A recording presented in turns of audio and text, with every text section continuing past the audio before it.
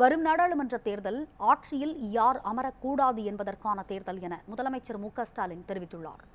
சென்னை அண்ணா அறிவாலயத்தில் திமுக பொருளாளர் டி.ஆர். பாலுவின் நூல்கள் வெளியீட்டு விழா நடைபெற்றது. இதில் பங்கேற்று நூல்களை வெளியிட்ட பின் உரையாற்றிய முதலமைச்சர் ஸ்டாலின் தன்னையும் டி.ஆர். பாலுவையும் பிரித்து வரலாற்றை எழுத முடியாது என கூறினார்.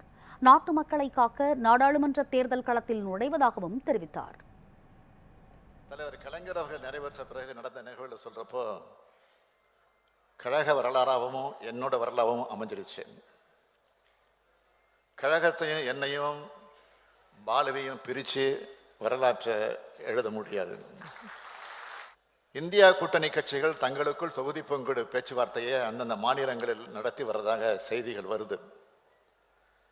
விரைவில் எல்லாம் நல்லபடியாக முடிந்து நாட்டு மக்களை காப்பாற்ற தமிழ்நாட்டின் முன்னேற்றத்திற்கு உதவும் ஒரு ஒன்றிய அரசை உருவாக்க நாமெல்லாம் தேர்தல் களத்திலே நுழைகிறோம். அதற்கு டி.ஆர். பாலு அவர்கள் தயாராக வேண்டும் என்று இந்த நேரத்தில் கேட்டு நிகழ்ச்சியில் முன்னதாக கருணாநிதி உரையாற்றுவது போன்ற AI தொழில்நுட்ப வீடியோ ஒளிபரப்பப்பட்டது. திமுக ஆட்சியில் செய்து முடிக்கப்பட்டவை அனைத்தும் மக்களுக்கான திட்டங்கள் என கருணாநிதி கூறுவது போல அந்த வீடியோ உருவாக்கப்பட்டிருந்தது. திமுக கழக ஆட்சியின் சரித்திர சாதனைகளை எல்லாம் பட்டியலிட்டு நெஞ்சம் நிறைந்து மகிழ்ந்தோம்.